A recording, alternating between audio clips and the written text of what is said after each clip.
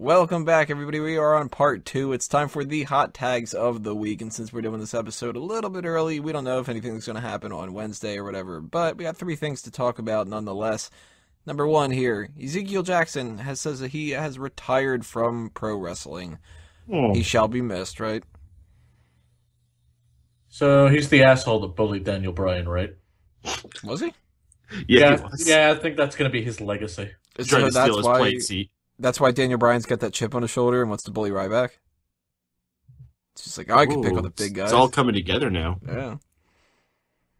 I actually kind of liked him when he was in WWE. Ezekiel Jackson. I liked how he was this big, oafy bodyguard type, but then he went completely against the stereotype when he was like reading books. Yeah, it was different. He was fantastic when he was the muscle for the Brian Kendrick, but as soon as he tried to get a singles push, he was the last ECW champion. God. That's the horrible part of his legacy. Yeah. He's going to be the last ECW champion ever. Yeah, but it's the ECW title. Like, who cares, you know? It's still a big part of history, though, and to have his name stamped on its legacy, unfortunately, he's going to be able to claim that in his retirement, but the guy... When he goes to the Hall of Fame, you know. Yeah. the guy fucking sucked. Well, who's going to be the first ballot Hall of Famer, him or Eric Rowan for that year? Oh, it'll definitely be Eric Rowan. He's definitely like the Tony Atlas of that class. The future legend, Eric Rowan. I'm actually going to back up something else. He came over to Lucha Underground for a spell where he performed as Big Rick. And he made some impact over there as well. He actually looked like he was showing some signs of improvement, but I guess it's not going to go full throttle. He's not going to be there for Season 2 and continue that. You know where he didn't make an impact? Impact. Was he ever actually in TNA? Yeah, for one night. Seems like he would be the type of guy they would have scooped up. Oh, didn't he come out the same night that Tyrus debuted? Really? I'm not sure, but I think he was one of the guys that they literally employed for a run-in for one night and then never did anything with him. I could see them doing that. Well, didn't they have Brian Kendrick there for a spell, too? Pretty sure they've had everybody that's not in WWE. Well, yeah. Like, China's been a part of that company for a little bit. Fucking, Chavo was, right? I'm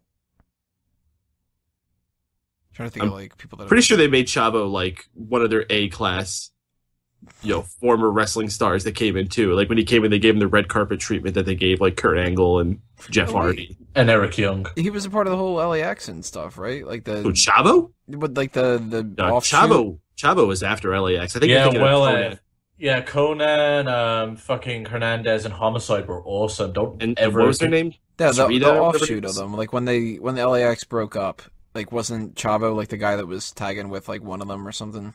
No, he was well after that, dude. Yeah. Don't try and give Chavo that much credit. LAX was from the good days at TNA. What little ones there were. There's good days. I will defend that 2005-2007 region. One way or another, I think that Ezekiel Jackson had some talent. I mean, he was never like the most fantastic guy out there, or whatever like that. But I kind of liked him. I didn't like him in the core. I didn't really like him with the whole ECW run as much. But I didn't remember he was in the core. The core is pretty forgettable as it is. Well, yeah, they couldn't fucking come up with a theme music for them. I think they actually have more theme musics than anybody else in wrestling.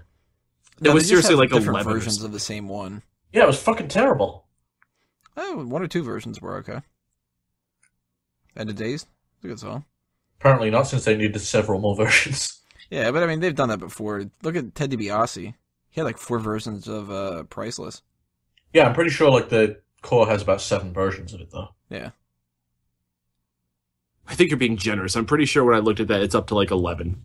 Really? Jeez. Yeah, they're pretty fucking bad with it. Because they had like the depressing emo one, and then they had like the 80s hair rocker one. And then they had the acoustic one. That's nowhere near as offensive as the fact that they spelled it with 2 R's. The core. Ugh. Either way, Ezekiel Jackson done from wrestling. I kind of imagine what he probably is going to try to do now is maybe getting the acting, just being like the big guy that fights somebody in some B movie or whatever. He's probably looking at Batista and The Rock and all that and just going like, yeah, but Batista and The Rock were talented. Batista wasn't really. No, I say Batista's talented. He can breakdance. You seen him roll? As an actor? He just now is starting to get to where he can actually do some stuff. And even then, it's like, He's the worst part of Guardians of the Galaxy. I've always thought Batista had a personality.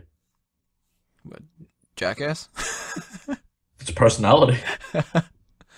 I am Ezekiel curious to see Jackson's what just he kind of like a does brick. with Mr. Hanks, though. You know, I'm not. well, you're not a big Bond fan, right? I'm not a big Bond fan. I'm not a big anything fan. If they could make movies into just TV shows, it works so much better for me. Another hot tag we have here. Harry Smith now owns the rights to the British Bulldog moniker. He was able to get that from WWE, and he's going to start going by the British Bulldog now. It's just going to be one of the names that he does. Does he go by British Bulldog Davey Boy Smith Jr.? Or does he go by David Hart Smith or Harry Smith? Or, like, what's he doing now? So, when he first went back to the Independents, he wrestled as Harry Smith. Then, after a while, I know he was wrestling at a few NWA like sub-promotions, he was wrestling as David Hart Smith. And then when he went to New Japan, he wrestled as Davey Boy Smith Jr. So now he's Davey Boy Smith Jr. still. Right now, and I imagine he's just probably going to drop that altogether and just call himself British Bulldog. Huh. Well, that won't get confusing. The British Bulldog David Hart Boy Smith Jr. Harry. Just like, throw You have them to all at least call yourself British Bulldog Jr. You can't just call yourself British Bulldog. That'll be like false advertising. British Bullpup. You say that, but they had Ted DiBiase Jr. and just called him Ted DiBiase. But that's actually his name. Yeah. What do you guys think about him using the British Bulldog thing, though? Like, is it something where he's just not going to match up to it and he just shouldn't bother? Or is it just, like, his right, you know? It's impossible for him to match up to it because he doesn't have the WWE backing the gimmick. With that said, as far as an in-ring performer, he is leagues above his father. So, I've got no issue with him using it and continuing Bulldog's legacy. Ben, what do you think? I think he needs to fuck off. So he needs to Like go to he TNA. had like what 2 weeks in WWE. I wasn't overly impressed, but I didn't really get to see enough of him. I don't really have enough of an educated opinion to say whether he could try to fill his dad's shoes or not. I would say no because his dad is one of the coolest stars of the '90s. But come up with your own damn name. You know, it's so stupid when they have these people who are just because they're kids of whoever. You know, it's Ted DiBiase, so we got to put the $1 million belt on him. It's fucking the daughter of Ric Flair, so she's got to woo all the goddamn time. So stupid. Be yourself. This is why Randy Orton made it. None of these other chumps did. Well, what was Randy Orton really going to do, you know?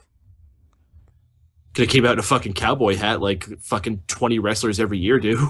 Get injured in his first match and wear a cast for the rest of his career. No, now he just gets injured every once in a while and takes off in the middle of like a build to Hell in a Cell and stuff. Shoulder injury, apparently. That's what the situation is. Dislocated shoulder. I'm perfectly okay with him being injured right now. I don't wish any ill health on him. I've had my fill of Randy Orton. He's been back for like 3 months, not even. Yeah, and I had my fill of him, before he went away, and I've still not had a break, or like a long enough break away. He needs to just fuck off for a long time. Final hot tag for us to talk about. Tyler Breeze has made his debut on tonight's SmackDown. He is going to be paired up with Summer Rae, and it looks like he's going to be feuding with Dolph Ziggler, although they just changed this whole thing up with the pre-show match because of the Randy Orton situation, and we're getting the Rusev and et cetera, et cetera. We'll talk about that in a few minutes, but Tyler Breeze not involved in that. I gotta assume he's maybe doing the U.S. Open Challenge. We'll talk to that when it gets to the point. But in general, what do you think about Tyler Breeze not only making his main roster debut, but being paired up with Summer Rae? Right direction? Wrong direction? New direction? Some other direction? What do you think? He should make a stable called Lost in the Shuffle. There's a lot of people that would join that stable, though. That's the problem. It'd be like NWO days. And every week they would just be hanging out in catering, playing cards. So here we are, lost in the shuffle.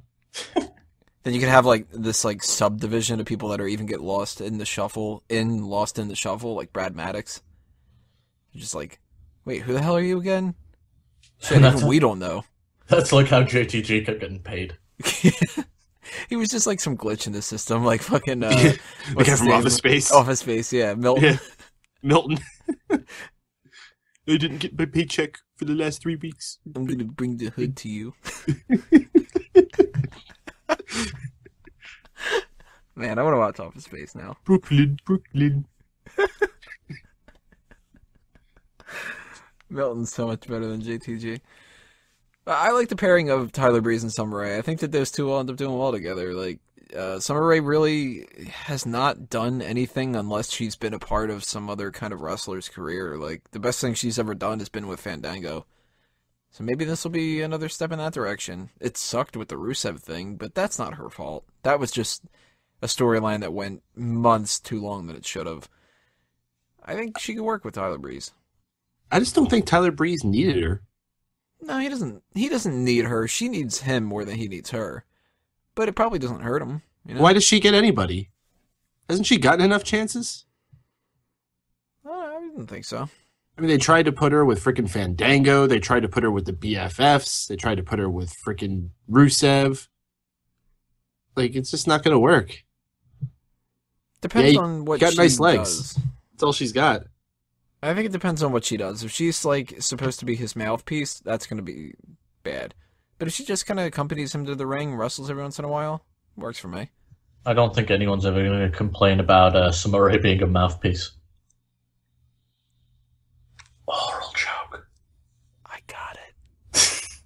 I just didn't laugh. Canada. Laugh now. Damn right.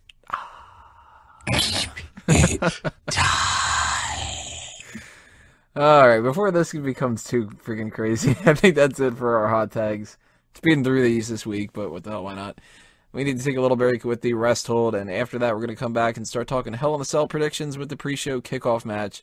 Whatever the fuck that ends up being. Who knows? Maybe they would have changed it by the time we get around to it. Either way, part 3 coming up next, part 4 coming after that. You know the score by now. Start clicking on the other sections.